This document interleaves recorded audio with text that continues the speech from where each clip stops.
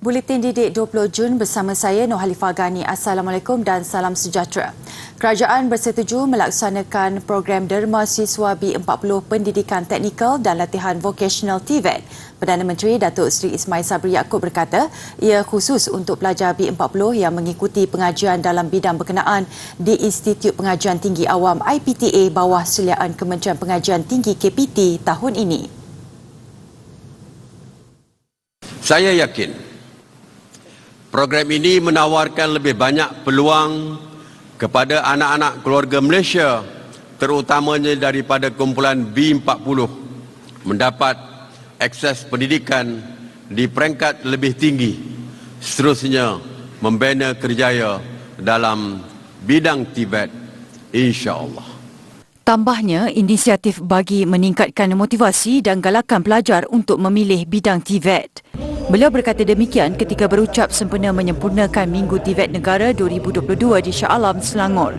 Jelas Perdana Menteri, keprihatinan kerajaan terhadap TVET diselahkan dengan pembiayaan yang tinggi di mana 80% penyedia TVET awam menawarkan program TVET secara percuma.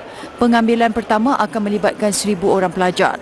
Kerajaan menjangkakan program membabitkan implikasi kewangan berjumlah RM36.41 juta bagi setiap pengambilan.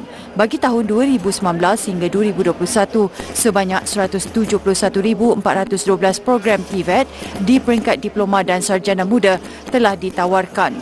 Turut hadir Menteri Kanan Pendidikan Datuk Dr. Razzie Jidin, Menteri Pengajian Tinggi Datuk Seri Noraini Ahmad, Menteri Sumber Manusia Datuk Seri M. Saravanan dan Pengerusi Kumpulan Media Prima Datuk Seri Dr. Syed Hussein Al-Junid.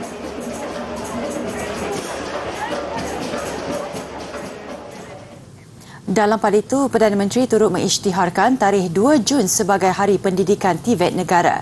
Jelas beliau, pemilihan tarikh itu wajar disambut setiap tahun bagi menghargai sumbangan pelbagai pihak berkaitan TVET. Hari ini satu lagi pencapaian bakal tercipta, iaitu pelancaran Pelan Penjenamaan TVET Nasional dan penganjuran sambutan Minggu TVET Negara yang merupakan antara tindakan dalam Pelan Penjenamaan TVET Nasional. Tambah Perdana Menteri, beliau mahu melihat sekurang-kurangnya 55% lepasan sijil pelajaran Malaysia SPM melanjutkan pengajian dalam program TVET menjelang 2025 seperti yang ditetapkan dalam rancangan Malaysia ke-12. Sehubungan itu, aspek akreditasi, pengiktirafan dan pensijilan program TVET harus ditambah baik dengan pendedahan perlu dilaksanakan seawal usia muda supaya mereka lebih celik mengenai potensi laluan kerjaya TVET. Tegas beliau, biarpun kesedaran orang ramai terhadap pekerjaan sektor TVET yang memerlukan kemahiran spesifik dan menawarkan sumber pendapatan tinggi sudah meningkat, tetapi belum mencapai tahap yang disasarkan. Selain itu, Perdana Menteri berkata agenda pemekasaan TVET yang diterajui Majlis TVET Negara MTVET menggariskan beberapa inisiatif yang berimpak besar dan strategik. Katanya, antara yang berjaya direalisasikan ialah pewujudan hub kolaborasi TVET TCH dan penubuhan Badan Koordinasi TVET Kerajaan Industri GITC.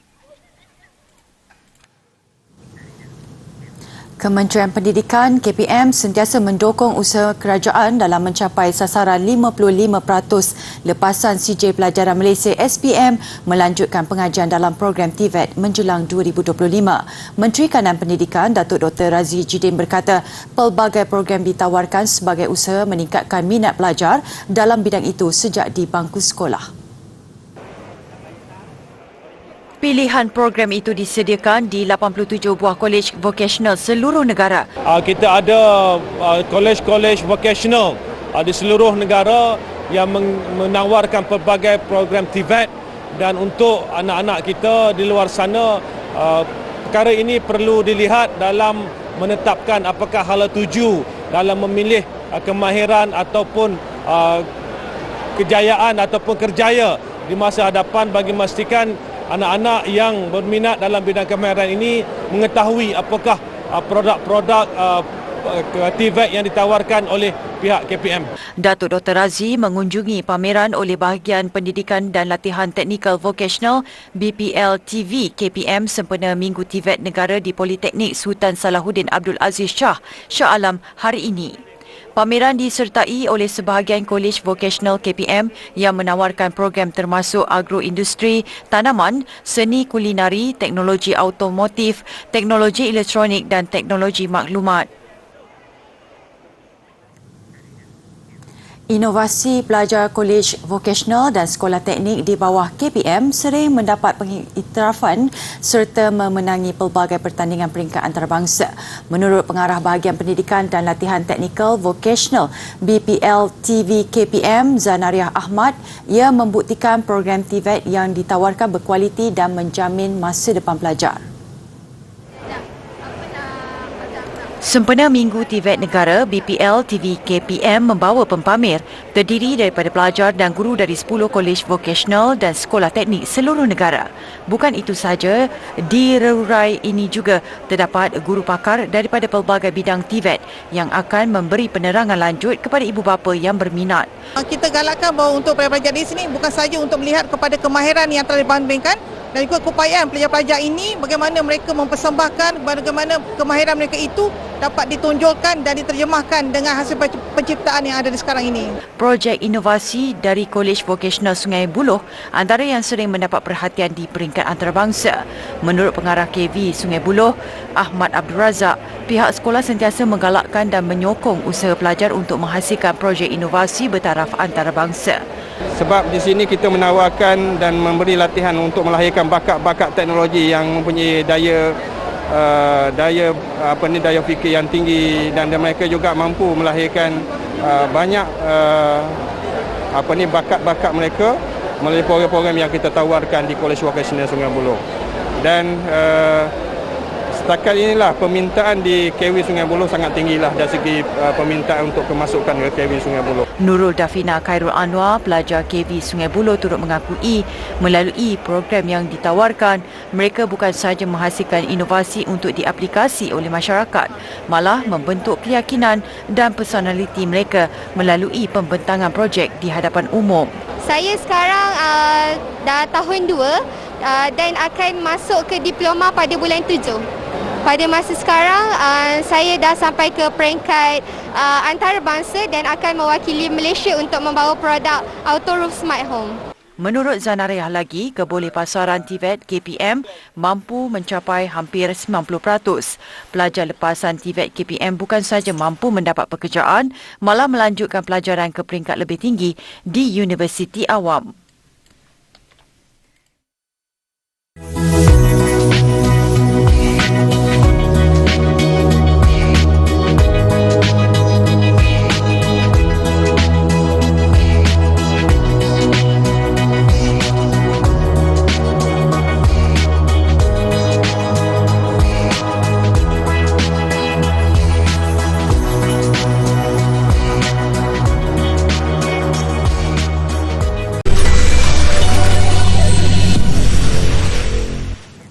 Program imunisasi COVID-19 kebangsaan kanak-kanak PIKIDS akan dibuka selama 5 hari mulai hari ini sehingga 24 Jun bagi pemberian vaksin kepada kanak-kanak yang berumur 5 tahun hingga 11 tahun.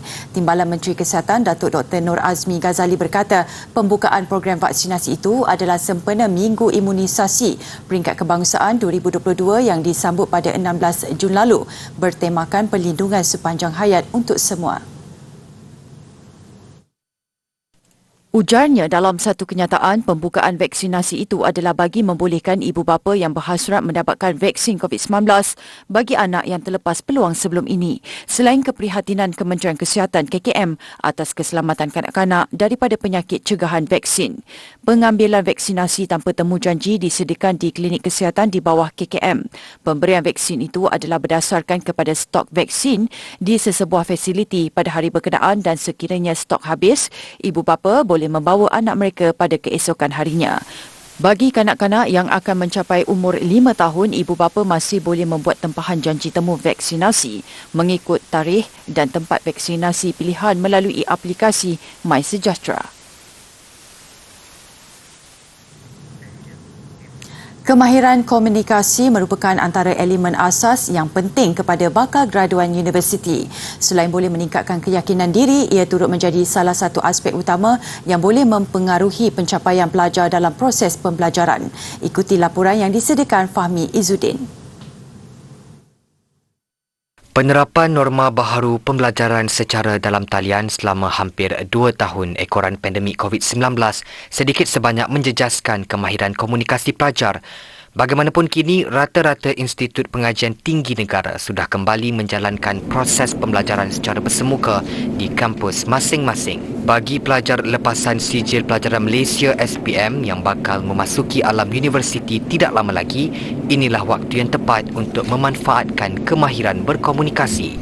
Hal ini kerana komunikasi yang baik akan menjadikan pelajar lebih berkeyakinan selain memudahkan proses penyebaran maklumat yang tepat dan mudah difahami. Pada masa yang sama, interaksi yang kuat diperlukan bakal graduan untuk menjamin kelancaran proses pembelajaran mereka. Pada saya kerja, so saya ambil kerja, saya interaksi dengan customer saya untuk persediaan di dunia luar lah. Nanti lagi banyaklah orang yang saya akan berinteraksi kan, macam nak naikkan semangat, nak naikkan kita punya self-confidence. Pendidikan itu tidak boleh dibawa ke universiti. Sebab dalam universiti ni terdapat banyak presentation yang kena buat, and dalam universiti juga kita kena depends on lecturer, which is kalau tak faham memang kita tak boleh nak bawa. Menurut Timbalan Dekan Hal Ehwal Akademik Fakulti Komunikasi dan Pengajian Media UiTM, Dr. Wan Hartini Wan Zainuddin berkata, kemahiran komunikasi perlu seiring dengan kemahiran bersosial agar dapat membantu melancarkan kefahaman mereka sewaktu pengajian. Graduan ataupun bakal graduan ni ataupun bakal pelajar yang nak ke IPT ni, mereka perlu mempersiapkan diri kerana tanpa komunikasi yang baik, tanpa social orang kata engagement social yang baik, mereka tidak dapat berkomunikasi dan mereka tidak dapat menghantar mesej atau mendapatkan mesej dengan baik. Bila kita tidak tidak berkomunikasi dengan baik, sukar untuk kita nak menunjukkan kebolehan kita. Tambahnya lagi, pelajar perlu mendedahkan diri dengan pelbagai aktiviti yang boleh membantu meningkatkan kemahiran komunikasi mereka. Antaranya melalui aktiviti berkumpulan bersama rakan sekelas dan pensyarah, selain melibatkan diri dengan aktiviti fakulti atau universiti.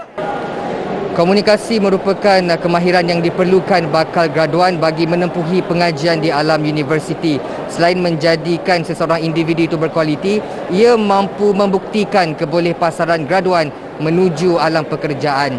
Ingat, komunikasi itu kunci graduan berkualiti. Fahmi Izzuddin melaporkan.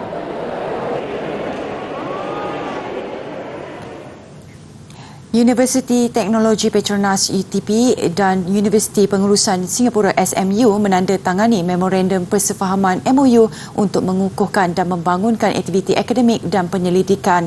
Melalui kerjasama ini, pelbagai program akademik dan penyelidikan dapat diadakan selain pertukaran warga kerja dan pelajar. Naib Chancellor UTP Profesor Dr. Muhammad Ibrahim Abdul Muttalib berkata, melalui kerjasama ini juga ia dapat mempromosikan kepentingan bersama dalam memajukan kerjasama penyelidikan akademik. Antara program yang akan diadakan ialah penganjuran kursus persidangan, lawatan sambil belajar, seminar dan program kuliah. Secara tidak langsung dapat mengembangkan dan meningkatkan rangkaian rakan akademik dua universiti ini untuk kemajuan pendidikan. UTP juga optimis dalam merealisasi aspirasi untuk menjadi sebuah institusi pengajian tinggi terkemuka yang diiktiraf antarabangsa. Majlis menandatangani MOU tersebut dihadiri Presiden SMU, Profesor Lily Kong, manakala UTP diwakili Profesor Dr. Muhammad Ibrahim.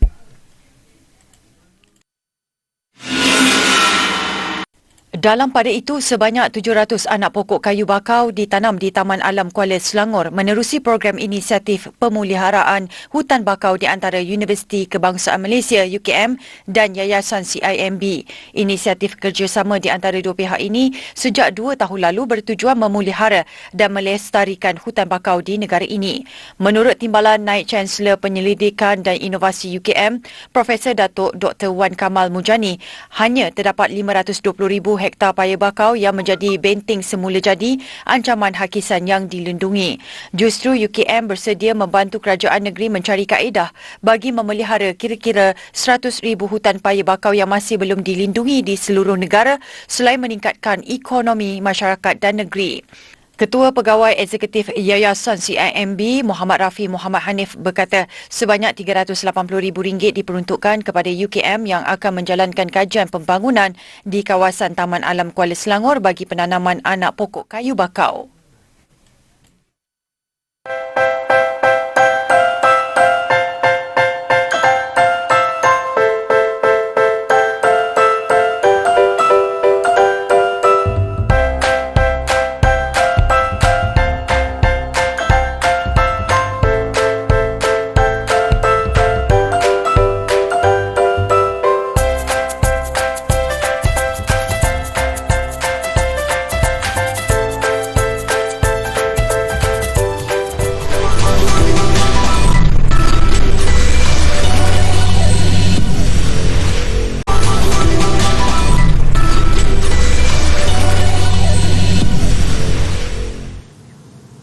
Seorang kanak-kanak perempuan berusia 5 tahun memecah rekod dunia apabila menjadi penulis wanita termuda menerbitkan buku yang ditulisnya sendiri.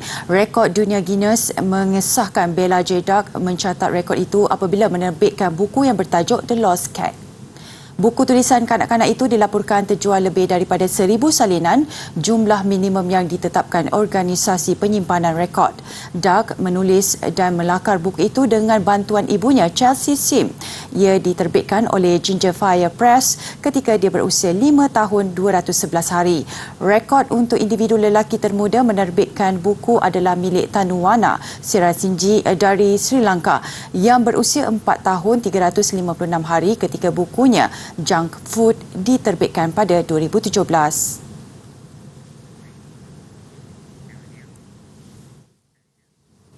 Ibu negara Thailand, Bangkok sememangnya terkenal sebagai bandaraya yang padat dan sibuk.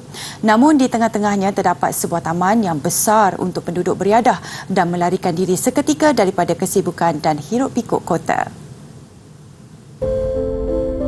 Dengan laluan semula jadi untuk orang ramai beriadah dan berbasikal, Benjakiti Forest Park menerima sehingga 12,000 pengunjung sehari pada hujung minggu. Kawasan ini pernah menempatkan kilang-kilang tembakau namun diubah suai beberapa tahun lalu.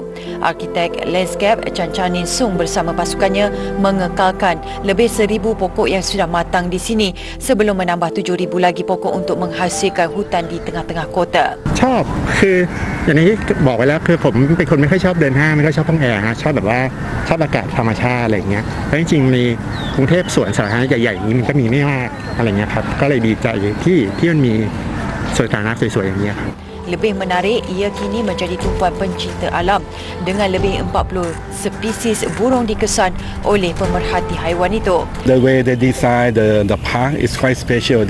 Because they put all kinds of trees here. You know, the bird they go where the food are, right? So over here, the way they put all kinds of plants here is quite special. So you're enjoying coming here? Yeah, I come here almost every day. Antara lain yang dikekalkan dan diubah suai untuk kegunaan orang ramai, Chowpraya Sky Park sepanjang 280 meter. Asalnya ia jambatan lama yang tidak pernah digunakan. We want the space that Bangkok people will be proud to be here, to stay here. We want why Bangkok people want to have to go out every weekend to see the nature outside. Why we cannot do everything come back in here. Baru-baru ini Benjakiti Forest Park diperluaskan sebagai projek jangka panjang menjadikan Bangkok lebih hijau dan sihat untuk didiami menjelang 2030.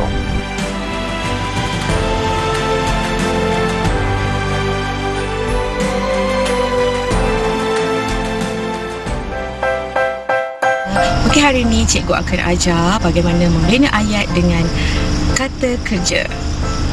Contohnya, pandu. Sekiranya kita letak imbuhan jadi memandu. Frasa, memandu kereta ataupun pandu kereta. Untuk membina ayat menjadi ayat tunggal, saya sedang memandu kereta.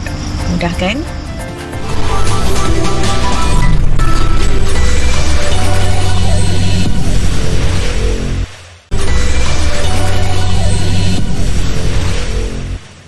Sukan pelumba muda berbasikal trek wanita negara Nurul Izzah Izzati Muhammad Asri 19 tahun mencipta sejarah apabila berjaya meraih pingat emas acara 500 meter ujian masa wanita elit pada kejohanan berbasikal trek Asia yang berlangsung di New Delhi, India. Pada aksi final yang berlangsung semalam, 7 pelumba mengambil bahagian. Izzah Izzati jelas berada dalam kelas tersendiri selepas berjaya meraih pingat emas. Izzah Izzati melakar catatan masa 35.499 saat untuk bergelar juara, diikuti Kim Bo-mi dari Korea kedua dan pelumba tuan rumah Lute Mayuri dan Raj ketiga. Yang pasti, kejayaan Izzah Izzati di kejohanan Asia menyaksikan dia mencipta sejarah apabila menjadi pelumba wanita pertama meraih emas dalam saingan itu. I request Mr. Kaushal Kishore, Executive Member of Cycling Federation of India. Hampir setahun tanpa kabar berita setelah disahkan menghidap kanser testis, Kapten Selangor FC Brandon Gunn membuat kemunculan semula pada aksi Liga Super malam semalam dengan meledak 1 gol membantu pasukannya menang besar 7-0 menewaskan Sarawak United. Di Stadium Majlis Bandaraya Petaling Jaya, kelibat Brandon Gunn memang mencuri tumpuan apabila mengetuai Selangor FC berdepan Sarawak United. Dan selaku ketua pasukan wibawa pemain tengah Selangor dan skuad kebangsaan berusia 34 tahun ini jelas tidak luntur. Brandon bijak menyambar peluang meledak jaringan pertama tuan rumah seawal minit ke-7. Kualiti yang nyata belum berkarat diiringi tepukan gemuruh penyokong yang menyambut kepulangannya kembali dalam saingan Liga Malaysia. Brandon sebelum ini terpaksa berehat panjang selepas melakukan pembedahan dan rawatan kanser yang dihidapinya Julai tahun lalu. Selangor FC melebarkan kedudukan 2-0 pada minit ke-23 menerusi tandukan pemain import dari Brazil, Yuri Henrique. Seorang lagi penggempur dari Brazil, Helison Canyon, kemudian menutup babak pertama dengan jaringan ketiga buat Selangor. 6 minit sebaik permainan bersambung, gol keempat Selangor menyusul menerusi jaringan Nur Hakim Hassan. Minit ke-74, kedudukan menjadi 5-0 selepas Canyon menggandakan jaringan pribadinya. Dan dia melengkapkan hat-trick selepas menjaringkan gol ke-6 pada minit ke-88. Memasuki masa kecederaan, tuan rumah menambah 1 lagi gol menerusi Alif Haikal untuk keputusan penuh perlawanan. Selangor menang besar ke atas Sarawak United 7 gol tanpa balas.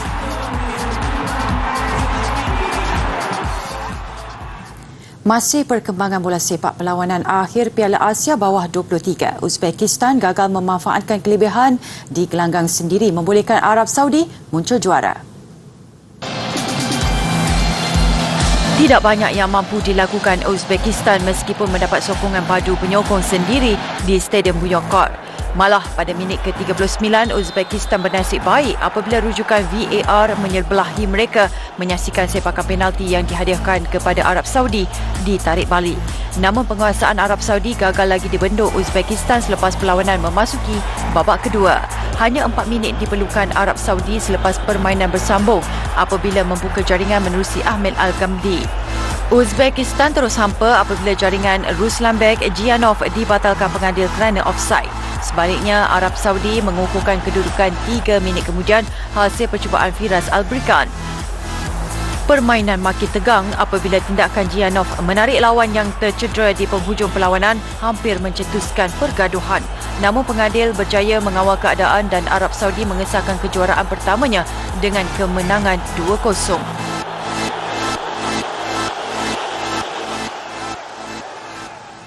Mengakhiri buletin didik, program kelas tinju terbesar di dunia yang memecah rekod dunia Guinness di Mexico City, Mexico. Saya Noalifah Ghani, salam hormat dan Assalamualaikum.